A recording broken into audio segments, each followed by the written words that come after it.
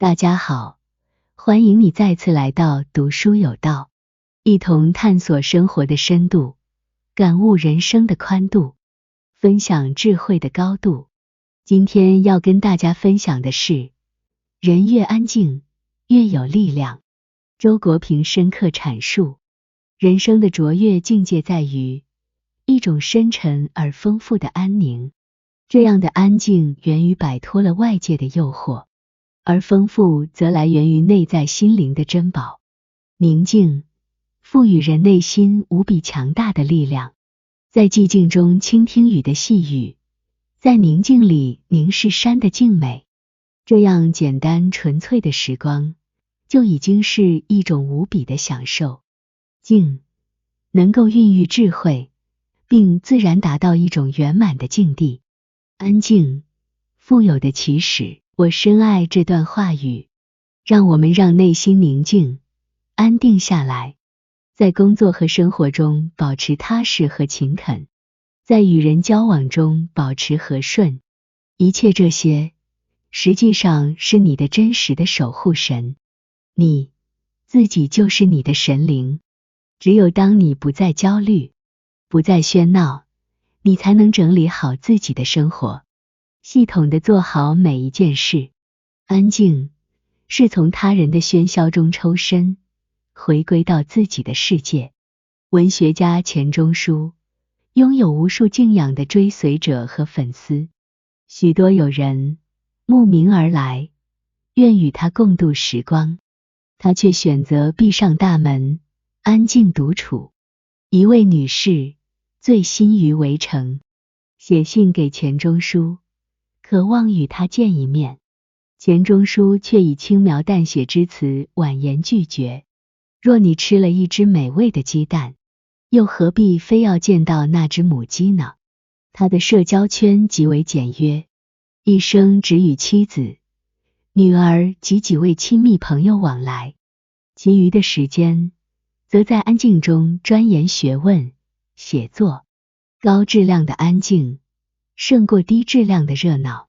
哲学家帕斯卡尔精辟地说，人类的不幸福，唯一的原因是他不懂得如何安静地待在自己的房间里。安静是一种高尚的气质，减少生活的复杂性，为精神世界加分，专心投入自己喜爱的事物。在一个简单而安静的圈子中，你的生活或许会变得更为富有丰富。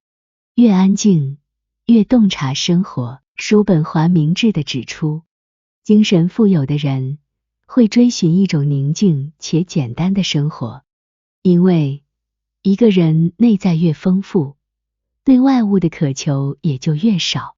一个人即是一支军队，有时站在安静的角落，能让你更深刻地体会生活的喧闹，并汲取无尽的灵感。诺贝尔文学奖得主莫言，他在农村劳动了7年，放牛、割草、种高粱、种棉花等等工作都亲历过。当夜幕降临，其他人都在嬉戏，他选择离开人群，独自在房间中阅读。从小人书开始，逐渐阅读长篇小说、历史小说。他在书本中度过了大量的闲暇时光，从而积累了坚实的文学基础。莫言言之有物，文学创作并非运动，它是一种高度的个体化的劳动。作家应该保持安静以进行思考和工作。我选择成为一个安静的人，因为所有的喧嚣都只是短暂的，而莫言这种性格的塑造源自于父亲一直教导他的矮半头哲学。做人要保持谦虚，宁静低调，要稳重，不要张扬嚷嚷，不要因一丝丝的成就就自以为不可一世。真正的安静之人，非孤僻，而是维持一种清静的沉默，不炫耀，不迎合，在自己的世界里做一个安静得体的存在。安静，至高无上的修养。明代高廉在《洗心说》中提到，道源于安静，德来自悲退。福生于清简，命来自和畅。非淡泊无以明志，非宁静无以致远。安静不是一种装模作样的姿态，而是跟随一生的修养和实践。诗人陶渊明天赋横溢，却也曾被官场的束缚所困。他为了生计，加入了朝堂，与上司一起参与各种宴会。同事告诉他，在官场上会讨好权贵，结交各方面的人脉，这样才能平步青云。陶渊明对这种虚伪、功利的生活方式深感不妥，于是他选择了彻底的离开，走进了那片宁静的田园生活。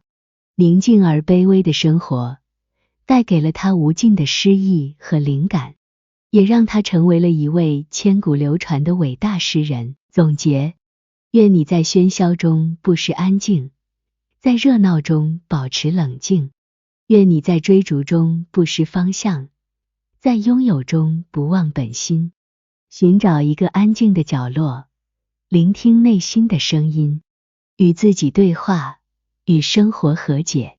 谢谢大家的观看，记得点赞、订阅和分享我们的频道。下个影片见。